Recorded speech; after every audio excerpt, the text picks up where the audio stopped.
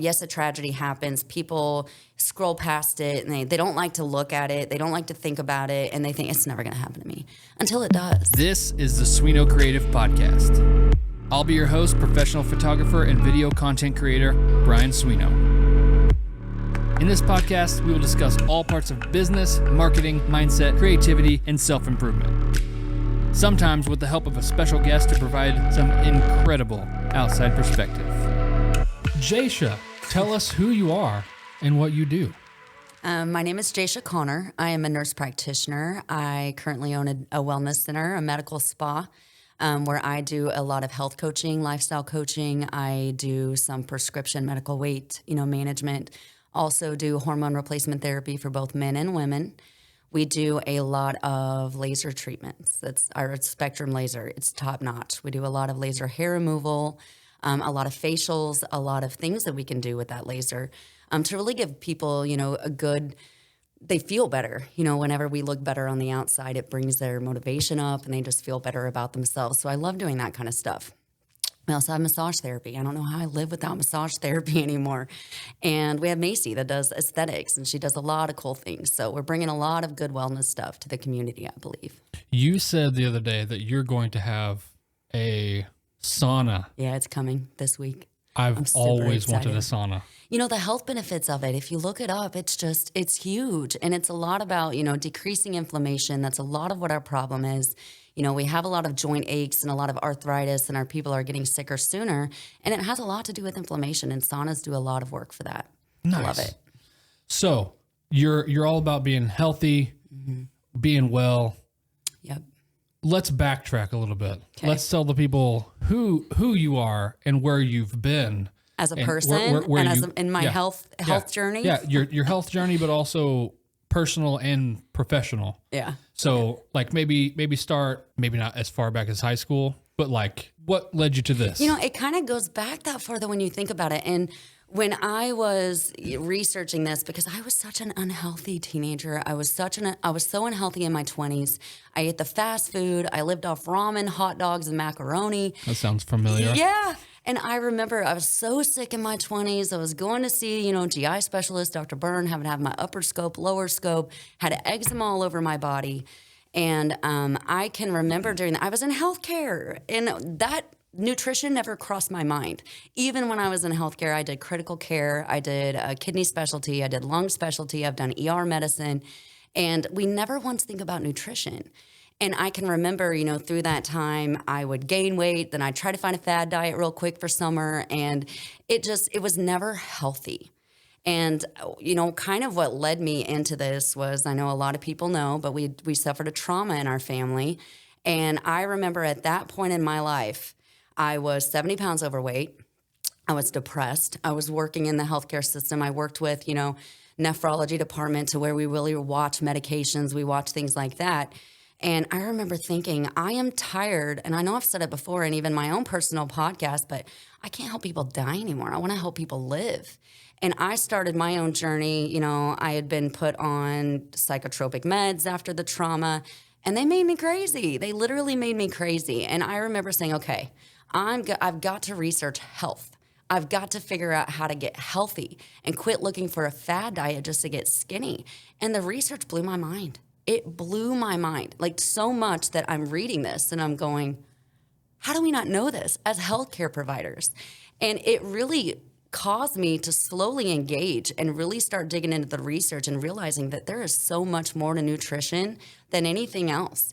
And that's how I got my mental health better. That's how I deal with my trauma, because I have to be physically strong. And if we want to be healthy individuals and live good quality of life, even though there's things that we cannot change, we've got to be able to focus on the things that we can. And that's one thing that we can. Yeah. Living intentionally rather than reactively sort of thing. You mentioned you were a trauma nurse, all this other stuff. What kind of sparked the idea for Ginger Wellness? After that happened, I decided I didn't want to. It's not that the healthcare system is bad. It's that it has problems, and it's hard to take care of people in that system. And I was just consistently diagnosing cancer and diagnosing, all of these things that are just awful things to deal with. And with my own grieving and my own tragedy, at that moment, I couldn't take on other people's grieving. Right. So, and I wanted to be closer to my family. I've always worked in the Springfield area. I've always worked in like Osage Beach when I worked at Lake Regional, and I did SICU up in Springfield. And I wanted to be close to my children. When something like that happens to you, it puts so much into perspective, and you have to really focus on what is priority. And what sparked me to do it is that I wanted to be closer to home. I've always been business minded. We met at Mazzio's. I was restaurant manager there. I've always managed in some sort of sense, and I've always had that kind of personality. So whenever I looked, I said, "Why not? Let's do it." You never get anywhere if you don't take risks, and so I just had to take a risk. We'll talk a little bit about that here after a while.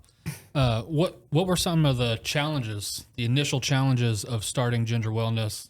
You had a full-time job still, and you started this on the side. I did. It kind of worked out. What led to the jump of making it full-time also? Yeah, it kind of worked out perfect. I had the best mentor. I mean, Dr. Harbach Sangha and Dr. Harjo Sohal, they were just both amazing mentors. And whenever I kind of transitioned, I remembered after that, I kind of took myself out of the critical care unit side because I didn't want to help people die. It was hard for me, during that time, and I'd done it for so long. So I went to kidney, then I went to, kind of splitting myself between kidney and lung department. But then I'm like, I want to do this. So I, popped up a room in a salon and worked 3 days a week in my nephrology department and did the other 2 days in my wellness center. And it just started growing and growing. And I was able to, not too long after that, really go into this full time. And it's become a passion for me. It's a huge passion for me. You can see that in all of the stuff that you do. It's another reason why I wanted to have you on. Like, we've become good friends and stuff, but your passion for what you do, it's like infectious, and it's the best kind of passion because you're helping people get better and well. So that's a good thing to be passionate about. Yeah. How has your personal philosophy changed on like your personal wellness and also your clients' personal wellness? How has that changed over time? Well, used to, I would look at meds a lot. And, when we have issues, we'd put people on meds. And I've really learned that if we want to be healthy humans, natural is where it's at. Even I've changed so much in the aspect of there is a wellness world and there is a traditional healthcare world, but people aren't understanding that there's a good mix of both, and we can use both in a proper way. And so I focus more on what meds can I get you off of? What meds do we have to keep you on? But also giving that nutritional impact and understanding that we're Americans and the culture and the surrounding around us. There's no way you're going to be perfect. Who can be perfect in this society? We have to be able to accept failure, and we have to just work on getting better as much as we can. So we kind of mentioned a little bit earlier about how our paths met. You didn't even realize at first. I was an employee back in the day. You were the manager. That job was about a 2-week thing for me. So I can't even tell you how bad you suck because I don't remember. It was terrible. I can tell you that. Our paths kind of met in the start of the Practical Wellness podcast, which is your podcast. Yeah. So you have this with Courtney. She lives in Florida. Can you talk about the podcast and like getting that started and what your goals are with the podcast sort of thing? Honestly, to get the knowledge out there is my goal, and because what I found when I started digging into research, it's things that we don't know. Not even the medical society in this area knows this information. And it's a lot of dumbed down, because we're a profit-based society, but it's really about getting this information to the people and helping them to understand and to take a bigger role in their health. And it would be huge for them in their quality of life. That's what we want to do. We just want to get the message out there. What do you like about the podcast the most? When Courtney's on there. We have someone else to bounce. To banter back and forth, yeah. But, I do enjoy it. We just had some guest speakers on. We had my dad on. We had Crystal Bennett on. And I love the fact that these are issues that people face every single day, and they don't have an advocate. They don't have somebody explaining the processes. And whenever we're able to do things like the hospice podcast and really talk about why we should care about that, it's huge for people. And it's something that we don't, as humans and as Americans, we kind of avoid the hard conversations, but they'll watch it and they'll listen to it, and it's gonna trigger some questions and hopefully guide them in a better direction so that they don't go through problems with it. You talked a little bit about the hormone therapy. Can you kind of touch on that, about what you guys offer specifically for that, for men and women, and how maybe hormones being out of whack can really mess you up? They do mess you up. And the problem that we don't realize is that a lot of the things that we do, like fast food and the chemicals that we use in our food, absolutely affect our hormones. That's our endocrine system. They all work together. And for instance, I am seeing so many men, young men, that have such low testosterone levels. And if you really do your research on it, there's been a lot of misconception in past years. There's a wide range when you go to traditional healthcare, and they'll say, if your testosterone's 300 to 1,000, you're perfectly fine. For a 26-year-old, that is not okay. And it brings you risk factors. It puts you at risk for even chronic comorbidities. It's not good for our hearts. It's not good for our organs. And you can really give quality of life back and help them improve their health just by helping them replace those hormones, even through diet and lifestyle. I do that coaching as well, but we still need to sometimes replace and get them up to a more appropriate level. Mm-hmm. That's one thing you've specifically helped me with is I did a lot of research on my own before even approaching you, knowing that you offered this and trusting you, also building up the trust. And I think that's a really cool thing about you too, is you actually sit down with the clients and your friends, and you want what's actually best for them. Yes. And you can tell that. So it makes, sometimes that can be an uncomfortable conversation to have. Like, hey, my hormones are jacked up. I think I have no sex drive, things like that. That can be an uncomfortable conversation, but you make it approachable, and you're not judging people. Or I just ate fast food before we started this podcast. You didn't come in here. You didn't come in here and yell at me and be like, "Hey, you shouldn't be doing that."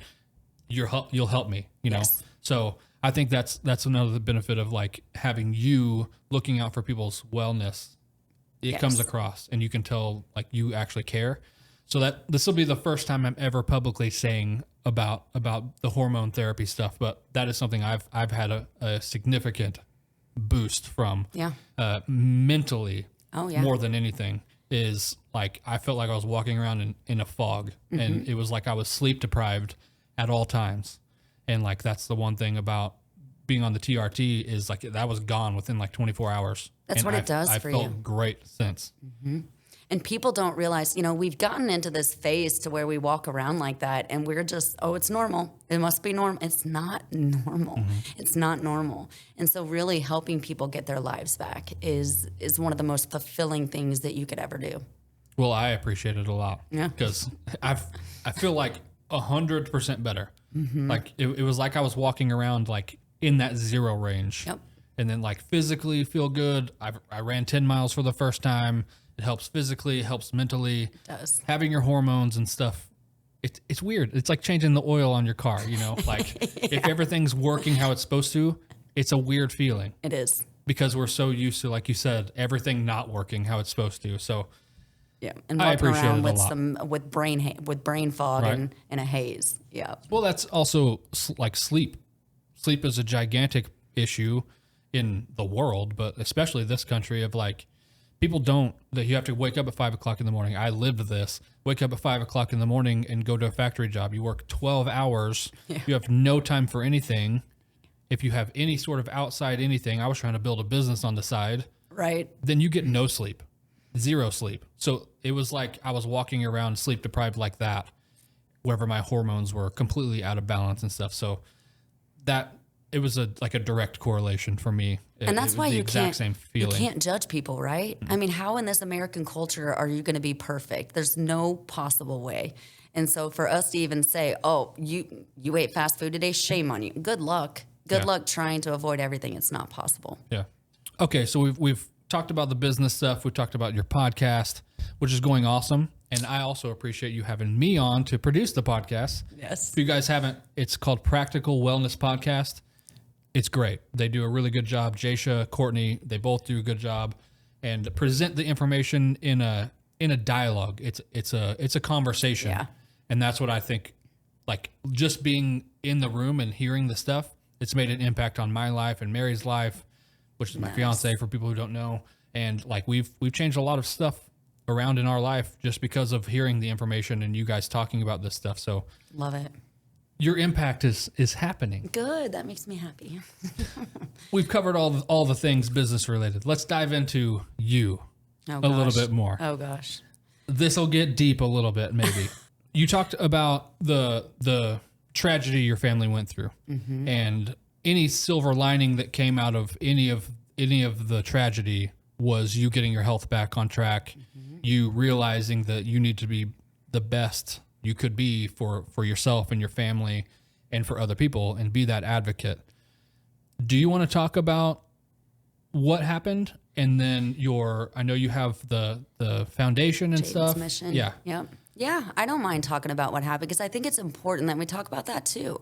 And that's why I have Jaden's Mission. But Jaden was my son and he was 16 years old. He was in a tragic car accident. It was a hill-topping accident. We have those often in this area. And it was within 1 second that I had lost him, and that changed me. That changed my whole family. That changed my whole world, and I can remember I have a lot of regrets when you look back because I did a lot of college and, I've got a lot under my belt. But in a moment, like when this happened, it's like, did I spend every second that I should have with him instead of, focusing on college? I think my idea was I wanted to show them work ethic, which I have. And I look back at it now and I don't regret, what I've done because I was a good mom to that boy. But it changes you in every kind of way. And for my boys, I can remember that's exactly one of the reasons why I started Jaden's Mission. And I started Jaden's Mission because we tend to not, yes, a tragedy happens. People scroll past it and they don't like to look at it. They don't like to think about it. And they think it's never going to happen to me until it does, and we're not immune to tragedy. And it's just important that we get that knowledge out there. We teach our teens safe driving practices, that we tell people, I don't know if you know, but Eva Grantham actually helps me with Jaden's Mission. Yeah. It's one of the most remarkable, rewarding things that we could possibly do together. She was the driver of the vehicle that day. And it's important for us to understand, too, that teenagers, when you look at the science, they don't have, their brains are not completely formed until age 25 years old. But we give these kids cars, heavy operating equipment. And then she almost went to prison. That was a fight. We went through some stuff, during that situation. I think that says, just as an outside perspective, whenever you kind of told me this story, I think that says a lot about your character also. The fact that you partnered with the person who was driving the vehicle to better and make other people aware on her and you. It's a good positive going forward of like you can bring awareness and you have the source essentially. But it says a lot about you. Like you didn't hold that grudge. You had the worst thing happen imaginable for any parent.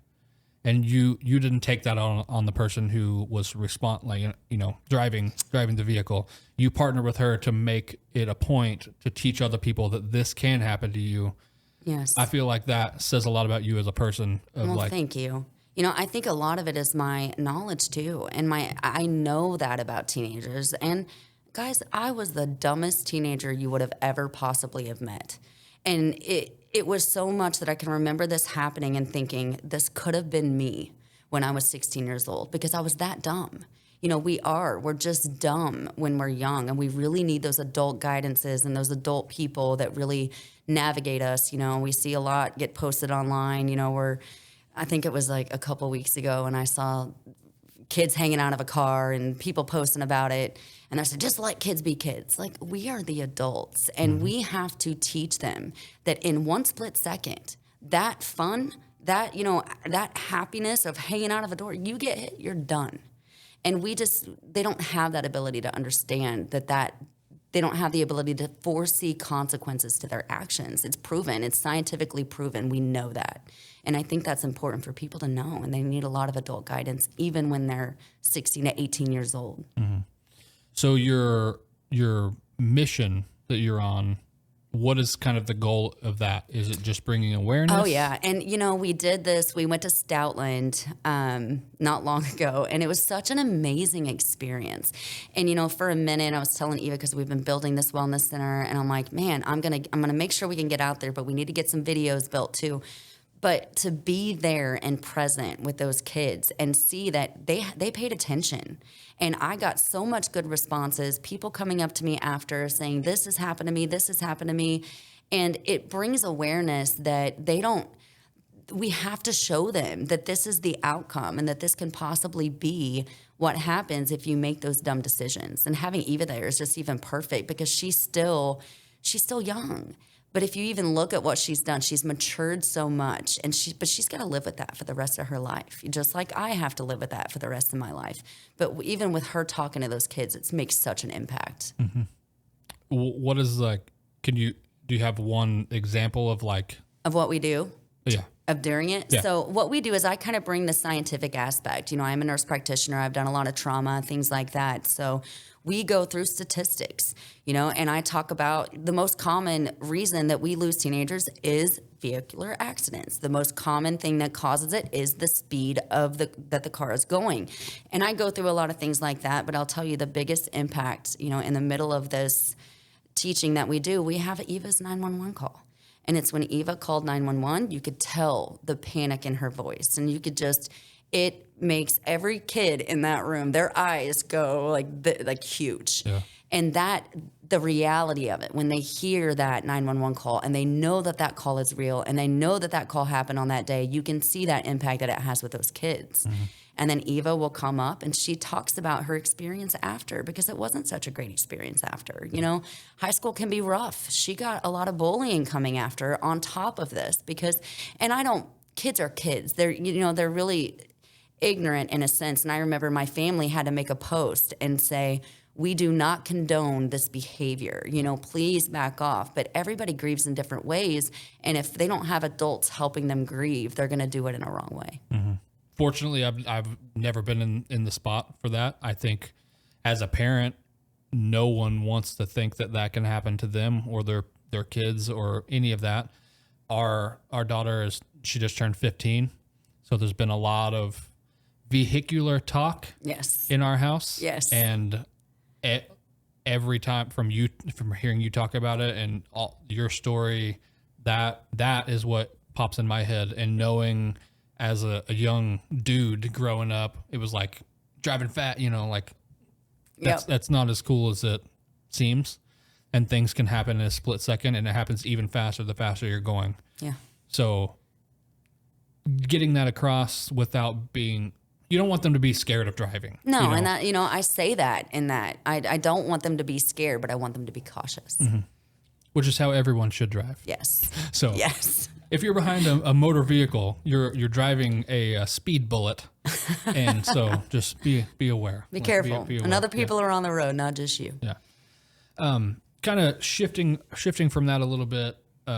It's like your whole life has a mission of just helping people, and I want to commend you just as a friend of being a good person. Like you inspire me to do better. And to be better for my family and stuff too. So thank you for that. Thank you for being a good person. Thank you. We need more Jashas in the world. I feel like I have a good guardian angel. Yeah. I saw your post about how he was right behind you. I know. That was so perfect. Yeah. I saw looked at that whenever picture. I was taking the photo, and I was like, "You're gonna like that's perfect." Like that. Yes.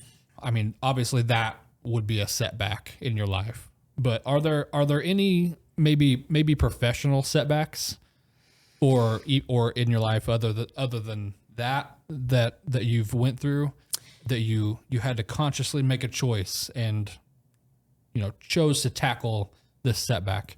I think it started early. And when I think about, I talk about Jaden a lot. That's the 16-year-old, my boy. And he changed my life when I found out I was pregnant with him. I was going down the complete wrong path. And I remember in high school, I just went off. I don't even know what was happening, or young and dumb. And I remember I was always a workaholic. I still worked at Mazzio's, but I was making some wrong decisions. And I remember when I got pregnant with Jaden, I said, oh my gosh, I have another human to take care of. I've got to fix this. And so it shifted my whole life. And that's why I say that boy changed my life in birth, and he changed my life in death, because he's still helping me now. But that was a setback when I was younger, because I wasn't ahead of the game. I have built everything on my own. I've never, my college wasn't paid for, and that's not against, lots of families are like that anymore. We've got to build our own and make our own, dreams and stuff a reality. And I remember when I started college, and the reason that I did it, because I was still working at Mazzio's, and I was working about 70 hours a week as a restaurant manager, and I'd had 3 kids. I'm like, nope, I'm not doing this anymore. Mm-hmm. You miss holidays, you miss all of that. And my sister was a nurse, and I'd always admired my sister. She was in trauma, ICU, doing ER, and I'm like, I'm going to go do that. And so it was really my sister that motivated me to get into the nursing field. And then I just never stopped. I don't know why I think that I've always got to do something bigger or better. And so even though I complete 1 degree, it's like, okay, what am I doing next? Yeah. I'm going to slow down now, though. That's a good trait to have, though. I have the same trait. Yeah. Sometimes it's a detriment. Right. Sometimes it works against you. Right. Always looking for the next bigger, better thing. Yeah. Sometimes can be a hindrance a little Yeah. bit. Looking forward, what are some of the biggest goals that you have, and how do you plan on achieving those? You just opened up the brand new wellness center. Did. It's incredible. I love it. It's awesome. I love it. You guys, like your husband. Adam, I'm telling you, it's just so beautiful. It's nuts. Yeah, it's crazy. So beautiful. I did design a little bit, so I did a little bit. And I did some construction work. Yeah. You would have been amazed, but he did an amazing job. And what we really want to do is we want to grow this in this town. We have a lot that go out of town to get these services, and there's no reason anymore. Lebanon is growing so much. We have some exceptional businesses popping up, and so we really want to bring that quality work here. You want to bring those services here? Here, yeah. We've got top-notch estheticians. If you look at Macy's work, that girl is just fire. She's literal fire. She's the best that I've ever seen. She is. And Heather and Renita, they are top-notch massage therapists. We have Lydia now. All I'm getting is rave about the services they offer. And it's just people doing good ethical work. I watched a podcast the other day. What's his name? Why did I just lose that? The big money guy, the big business money guy. Dave Ramsey. And he was talking about ethical businesses. And, it touched so home to me, because a lot of the times we see businesses that pop up and they got dollar signs in their eyeballs, and all they see is those dollar signs. You don't succeed that way, in my opinion. Mm-hmm. I tell my staff, I want to make enough money to survive. I want to live a healthy life, but I want to take care of people. And that's what we want to do there, and that's why you'll notice, like, my programs are a lot less than anybody around me, because the people need it. Mm-hmm. And it's not about, it's not about getting all the money. It's about doing something ethically. You got to make money to survive, though. You do. You do. And you got to make sure that it's balanced right. It's always a fine line, especially running your own business. Yes. Pricing is by far the hardest thing for everyone. Anyone who you see their prices and you're like, oh, man, there's probably a reason they're charging that. Mm-hmm. Either that, or they just absolutely don't know what they're doing and they just saw someone else charging it. That happens a lot, especially in photography. Yes. Photography world. Yes. And it's quality too. You're paying for quality. And I think that's what I try to get across to people as well. It was hard for me in the beginning. I would give everything away if I could. My staff has to Jasha, stop. We need a paycheck. Stop giving it away. And I've stopped doing that, because there is quality in what I provide to people. And my college degree, you go see a lawyer, you pay an hour consult just for hear them talk. And sometimes that was hard for me to go, I'm going to take money from them. I didn't even give them a script, because that's how we're mindset in the pharmaceutical world. If I don't give you a medication, I don't deserve anything. That's not true. That's not true. And so I'm kind of trying to flip that script. That's the exact wrong thing. We've had podcasts specifically about that. Yes, we have. Is incentivizing writing prescriptions is the exact wrong thing to do. Right. Then the health goes out the window, yes. and that's not the driving factor of what it should be. Almost the opposite. Right. If you get someone off a medication and healthier, that's when you should get a bonus. Yes, exactly. Think of all the money they save too. Right. So sometimes as a business owner, you have to make potentially risky decisions. Maybe like building a whole brand new Wellness building center. whenever lumber and everything's at the highest price. How do you navigate making those risky decisions like that are, they could play out, but maybe not. they won't?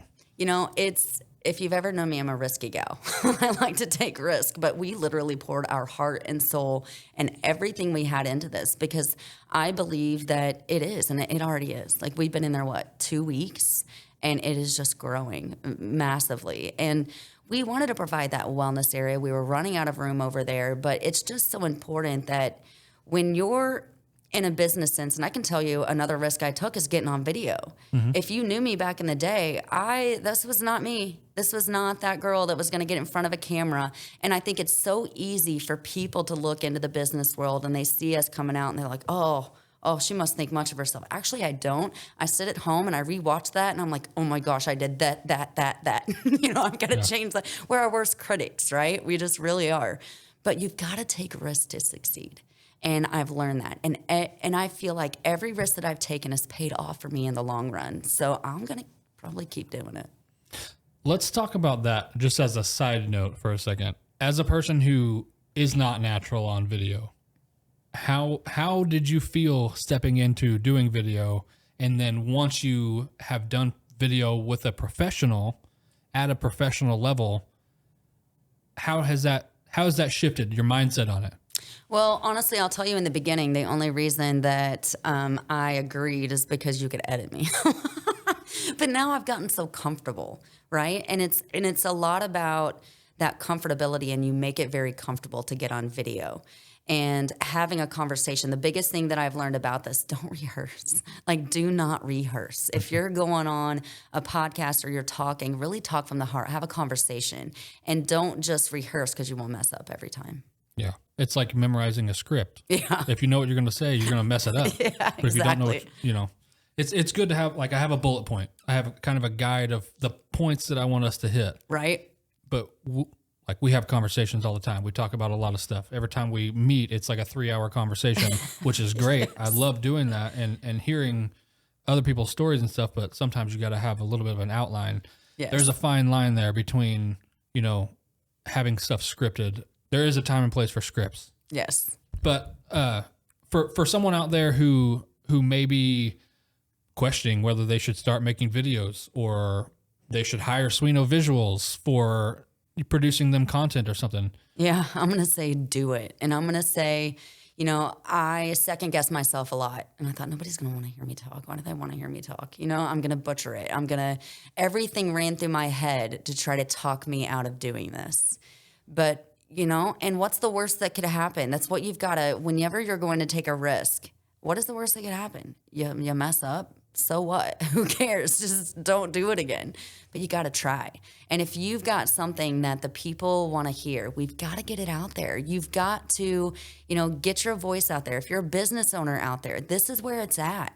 And, getting on a podcast like this and getting your videos done really show people your passion. They show people what you're all about, what your business is about. And it really gets the word out. And it's huge for business.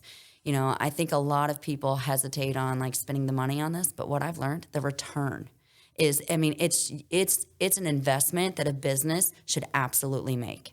And you should absolutely make it if you want to grow. The economy right now is on a little bit of a decline. Mm-hmm. And one thing, my friend Nathaniel Maddox has a production company. One thing we've talked about recently is it seems like the first thing that businesses or companies, he works with a lot bigger companies, but the first thing it seems that they pull back on is marketing. Yeah. And that's the first thing you should put more into, because if people don't see you, they can't spend their money on your product or service. Mm-mm. So marketing is the thing that drives the sales. Number one. So it is an investment. If you're going for high quality stuff, it is an investment.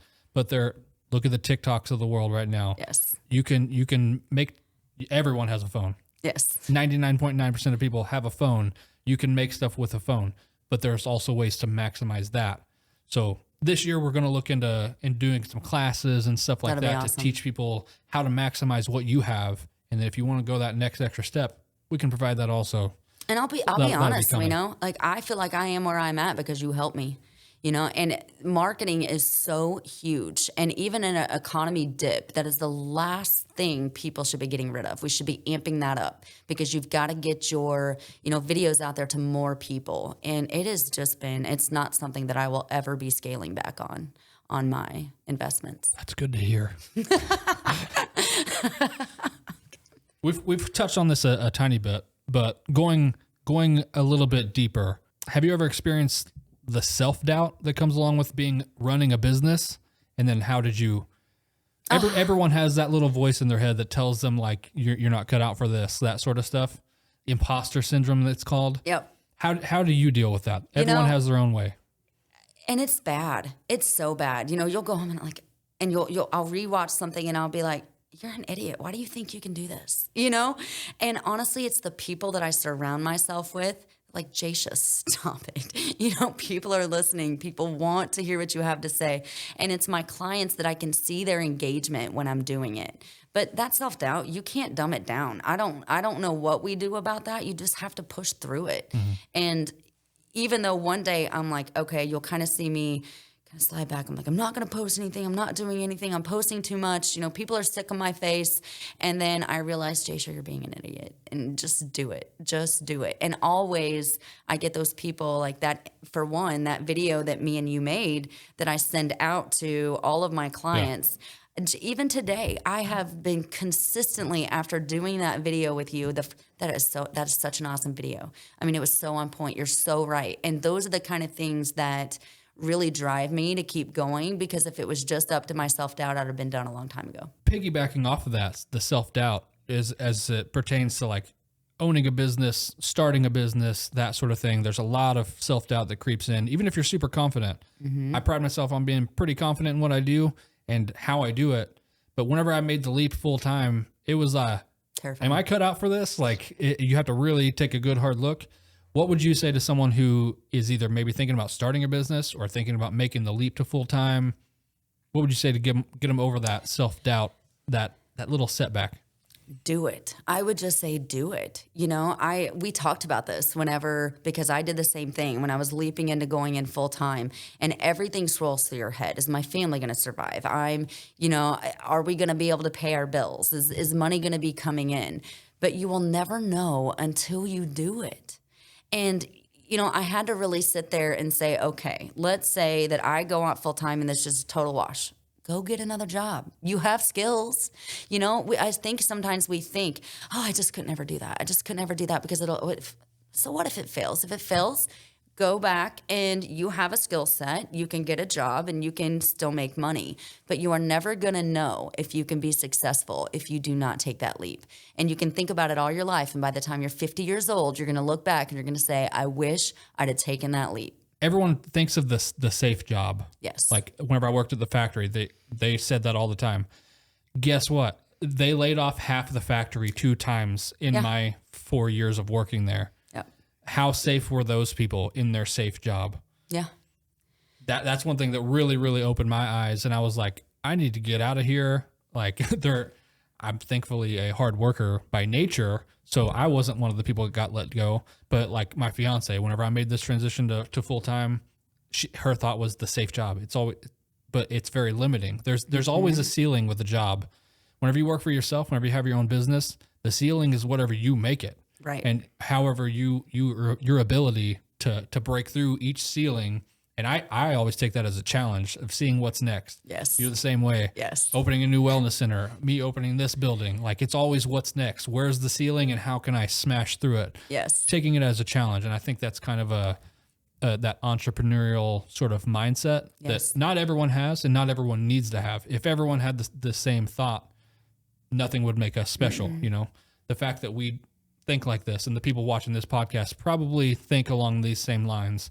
We need more local businesses. You know, we need more locality coming out, and we need more, you know, I talk about it all the time, local homegrown food. So if anybody is out there thinking of starting a fast food healthy joint, please do it. Call me, I'll invest. Like, I'll help you. But we need stuff like that. All right. That's next on my bucket list. You don't have anything else to do. Your days are empty. I've got to get that place fully decorated first. But it's things that we need. And if you I try to teach my boys this. Why do we always want to take that safety net and think that we have to work for another corporation and that we got to work that 8 to 5 and we got to do what they say? And not that there is a place for that. And there absolutely is a need for that. But if you have that entrepreneurial and you've thought about this, then you've got the mindset to do it. And you just need to try and you just need to do it.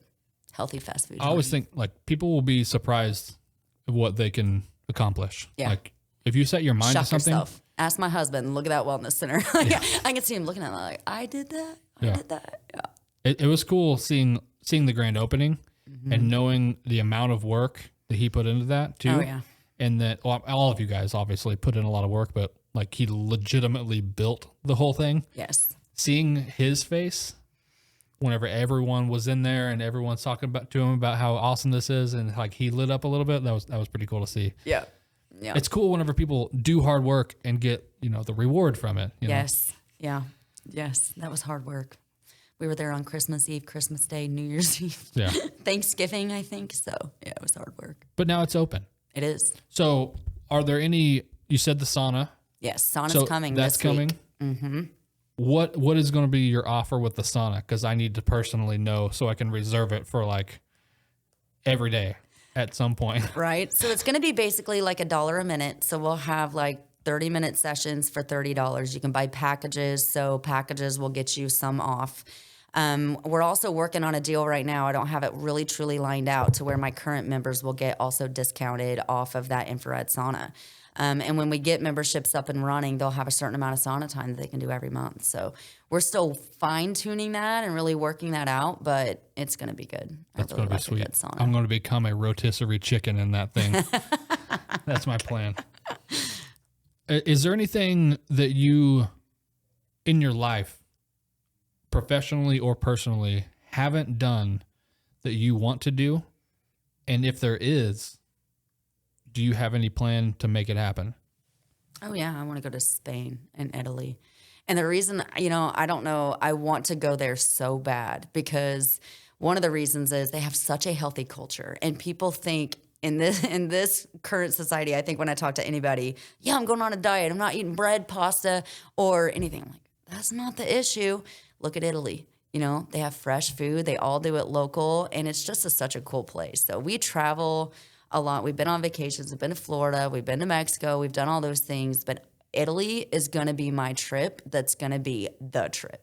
And I'm going to have to hold off on finding what my next business thing is until I have my Italy trip, just so you know.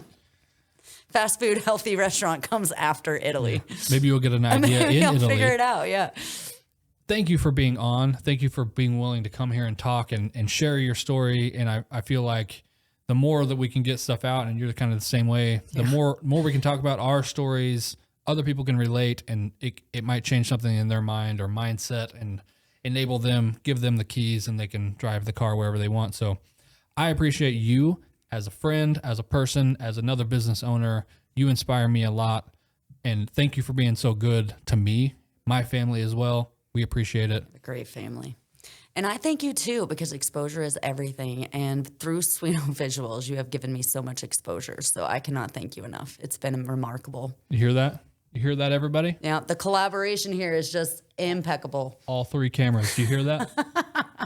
I won't say it again, so you better make sure you got it. Well, I'm going to clip that and just post it every day. Thank you. Appreciate it. Thank you so much.